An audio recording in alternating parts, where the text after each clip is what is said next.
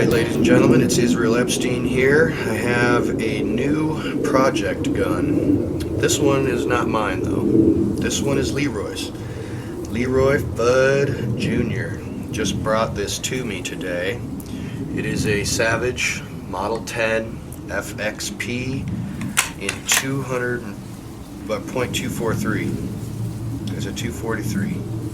It's got the box mag, center feed. It is got a little jeweled bolt that says Savage on it. Mine says Stevens because I got a Stevens Model 200. It's very, very similar except for the accu-trigger. I might do a little bit of adjustments, but LeRoy did get this as his new project gun, and he brought it to me and asked me to put together this little package for him. So that's what I'm going to do. He brought me this gun. I just took it out of the box. I'm sure you don't need to watch me take it out of the box, but it came with not Picatinny, not a single Picatinny rail, but a two-piece Weaver rail with Weaver rings and a little Bushnell scope that came with it. It's like a 3x9 by 30 or something like that. So what we're going to do today is we're going to take this thing apart. We're going to put this, I don't know who makes this. He bought it. It was a cheap one. I like how it has this locking swivel on it. That's pretty cool. Not bad for a cheap bipod. It actually looks pretty decent. We'll see how it works. And then he bought this scope for it, which is the Sightmark 4/16 by 44 millimeter. It came with these little lens covers. It has windage and elevation, plus a side focus, and this is a second focal plane scope. It ranges at 10 power, and he's very familiar with these scopes. He's got another one on his 308 bolt gun, and so he wanted to test out the ballistic characteristics of the 243. Now this thing has a sporter barrel on it that is probably 22 inches, I'm guessing. The sporter barrel on my Savage Stevens Model 200 is pretty accurate with repeated shots. I'm not terribly concerned about the barrel warming up, not yet. Get into shooting prairie dogs, you might have more problems with your point of impact shifting with the barrel heat, but for now we're going to give this thing a go, and right now we're just going to take it apart and put it back together with all this new stuff on it. Alright, so the first thing I'm going to do is take my fat wrench, and I'm going to get this scope that's on here off.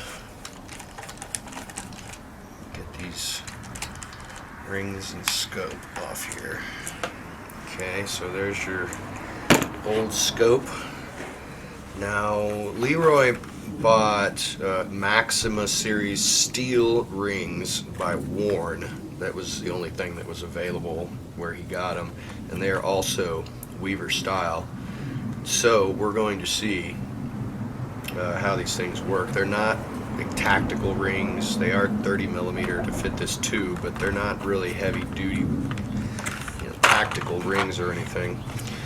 But this is what they had on hand, and this is what LeRoy brought me to put this thing together, so that's what I'm going to use. Now the first thing I want to do is I'm probably not going to, at this time, put any blue Loctite on this two-piece base, because for now that will work to do some testing, but we're going to want to get a one-piece, probably get a one-piece Picatinny 1913 style rail to go across with a 30 MOA cant, elevation cant, because he intends to shoot this thing long range, so we want to make sure that it's got a good scope base, and we'll probably upgrade the rings to some nicer rings, a little bit more sturdy. But for now I'm just going to tighten these down and make sure that they're torqued pretty good. I'm not going to put any blue Loctite on them because we're probably going to replace those later, as this is going to be a project gun. So the first thing that I want to do is just use those bases, but get them nice and locked down.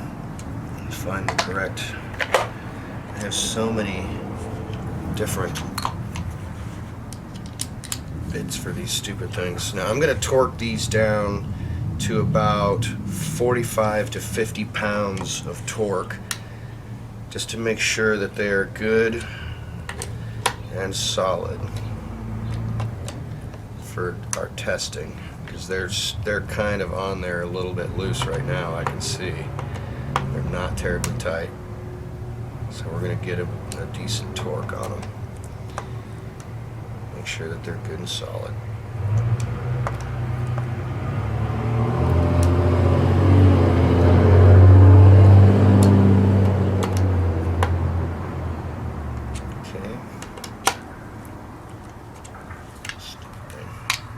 Alright, so that got that torqued down a little bit.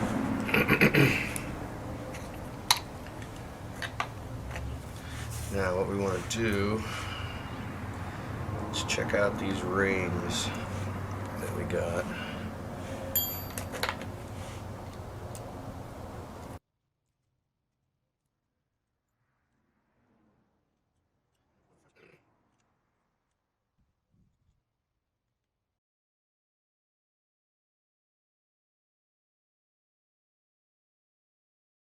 I'm going to go ahead and say that I'm sure that these rings will be replaced, because I can show you that they're just not very easy to adjust. You've got this pinching onto the rail when you're trying and still get your scope, move back and forth. I've got to get behind this thing, and and check the eye relief. So I don't like how these are clamping onto the ring and the scope at the same time. That does not fill me with confidence. So let's take a quick look at, now let's go ahead and put the bipod on here so we can get behind it. Place there. All right, get back in locking position. Let's take that down a little bit. Not too much, doesn't get. Okay, now we can. We really need to get that scope to go forward as much as possible. So we're gonna have to loosen up the sides again. I can't imagine. That's gonna work well. For now, you don't have to take the rings back, trade in. I'm sure all that on me. Go forward just a little bit more. That is as far forward. See how those things slide back and forth? I want to get them in the most forward position when I tighten them down again. So shoulder it, bring it all the way up. Yeah, that's good eye relief. It really does need to ride lower down though, or we need to raise the comb up, because it's a good inch to inch and a half. I gotta lift up my head to be able to get a clear sight picture. But if I just rest my cheek on here kind of gentle, I'm looking right at the rim. So this just comb is not really high, so we're gonna have to probably adjust the comb, or he'll probably replace the stock at some point. But for now, he might want to get something on this comb to rest his cheek a little bit higher, so that he can have good alignment with the scope. So now we'll just make sure that everything's leveled, and we will begin to. So you gotta kind of just lay it on the Picatinny rail and get the gun level. Okay, so I lay the little level on the Picatinny rail, and then I'm going to lay the level. I will actually just use a piece of tape to tape it right to there, but I can see that it's not level. So let's twist it just a little bit. Okay, there we go. That's where we want it, right there. So the gun is level, the scope is level. Okay, Now I'm going to begin to tighten it down and make sure that it stays level. I also need to push it forward. Okay. So now you can see that this thing is obviously really lightweight and flimsy, and it's not a good stock, you know. It's not solid. All right. So now I'm just going to take some regular old, I found this in the garage. I'm just going to actually roll it a little bit. And right now, I'm just going to take off some of this edge on here. And just push it down there. And all I got to do is work the front edge. I don't need to worry about any of the back part. It's already floating all the way around the back. I just need to get this edge off of the front. It's really simple with just a little bit of elbow grease and some sandpaper. I don't need to widen out any of that barrel channel there. It's already in place. And here it is, folks. The Savage Model 10 FXP with a new sight marked scope. A little bipod. 22-inch sporter barrel in 243 caliber. And we will see you on camera soon to show you what it does and how it shoots. Get the first shots on camera for you. So check the out-of-the-box accuracy. Alright, ladies and gentlemen, here is part 2 of the test on this thing. We have just bore sighted it, and now we're going to send a round down onto the target, and we're going to see where it strikes. Now hold up some of that box of ammo we got there, Leroy. Let's see what we're shooting. This is just some regular old ammo, Federal Deer Thugs. Yeah, 90 grain bonded soft points. 90 grain bonded soft points. This is not real high quality ammo. We're just going to see how it shoots. First we're going to see where it's at on the paper. 3 times we're testing grouping now. There's shot 1. Nice. Same exact spot, very gentle. There's 2. Excellent. Same spot. Alright, let's take a walk down there and take a look at our groups. Alright, here we go. I am going for the peak, bottom peak of the diamond.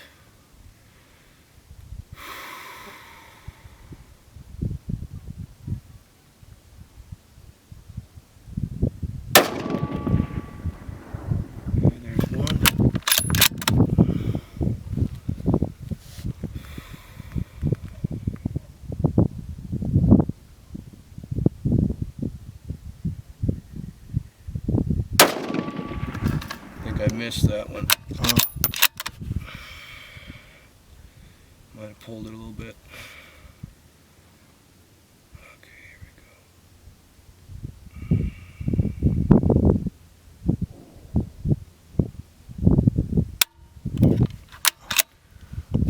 There it goes. It's in there. Okay.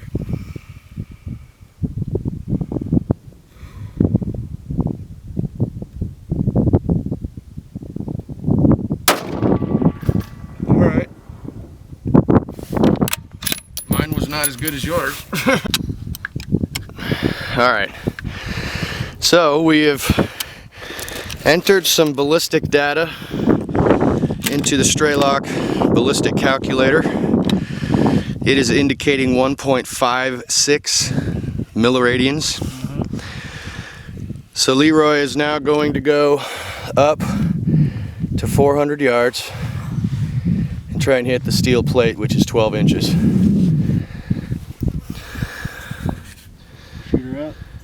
Go ahead.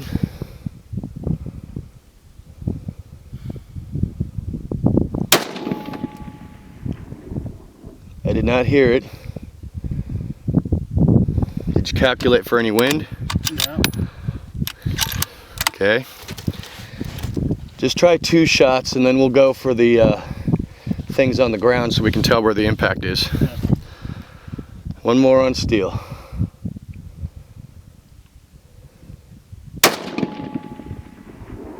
No, sir. Not sure what's going on there. But I'll get behind you with the goggles. See if we can figure out where we can, what you gonna go for? Probably that white jug. Okay. That's fine. I got you on target. Let's see where we hit on the white jug.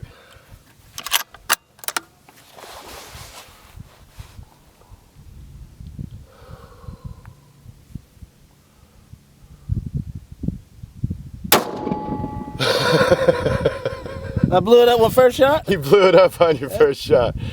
What was that? That was 1.5 mil. All right, try another one. You got that one, no problem. Try one of the jugs. I'm doing the one on the right next to On the right, okay. That was just to the right of it. Okay. About 4 inches. I don't know if you got caught by a gust of wind or something. Well, you hit that first one with no problem. I'm saying. Not bad. You want to take some shots? Oh, you go ahead, man. You go ahead.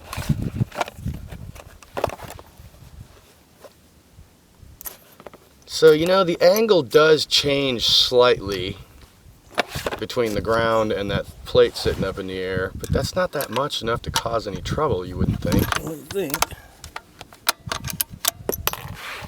So I'm wondering why you smacked that jug no problem, but then it didn't hit the steel plate. Could be the wind.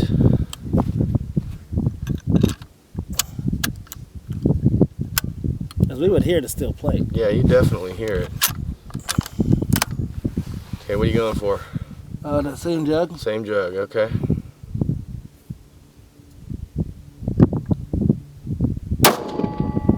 That was just to the left of it. Like 2 inches to the left.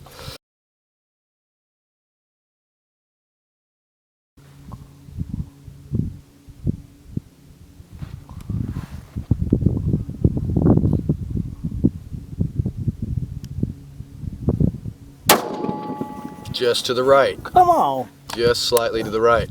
Looks like that wind might be playing with you down there. Try the steel plate again, but aim for just left of center of the steel plate.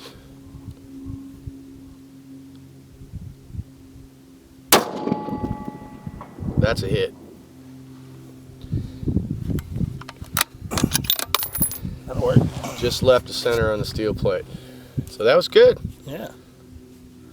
Seems like your straight lock is working pretty close. You might have to do a little bit of fine tuning, but that's not bad. Yeah. Do you want to save the rest of your ammo? Either that or have you take some shots? I'll take a couple. I'll take 2. Just load 2 in there and I'll send them. Yeah, let's do 3, dude. 1 at the plate if I can hit it, and 1 at a jug. Putting in 3. Okay, that's fine. So you were at 1.56 mils? Yes. And you just hold slightly to the left, Slightly correct to for the wind? left. Yeah, okay. Like you were saying. Cool, man. I'll give it a shout out. It really does seem to launch some good pellets. I saw the bullet flying through those binoculars. Oh, that's awesome. Yeah, it was pretty cool. I saw some trail there. All right. 1.56. With a slight leftward correction. Here we go.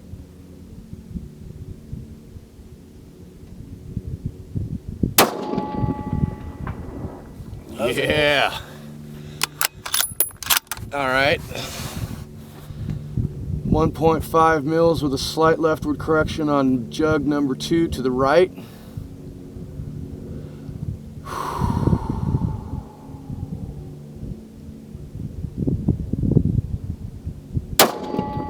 Oh, right over it. Right over it. Okay, one more.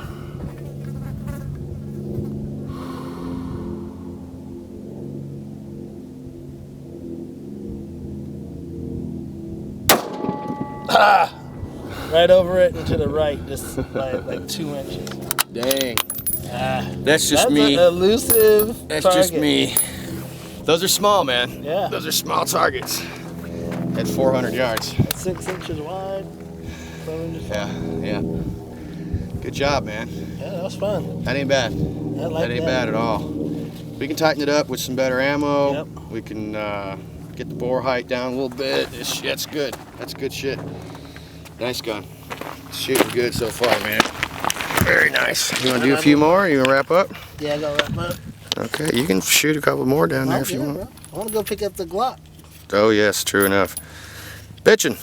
Good times, Leroy. What do you think about the first shots with the Savage 10 FXP? I am very happy. That little group you shot down there at 100 yards was just simply stunning. Mine was like 1.25 mils. Yours was like 0.6 mils. You did a great 3-shot group down there with that thing. I am super impressed. I've been waiting to get this gun for a while, so. It's shooting good. Totally delighted. It is shooting good. And how much did you spend on this thing? It was $447. That is a cheap bolt gun. That is excellent. An excellent, inexpensive an bolt unlikely gun. spot to get it. Yeah. I was turned on by my buddy, next door neighbor. Turned me on. I was like, man, I need to go to that Wally Mart.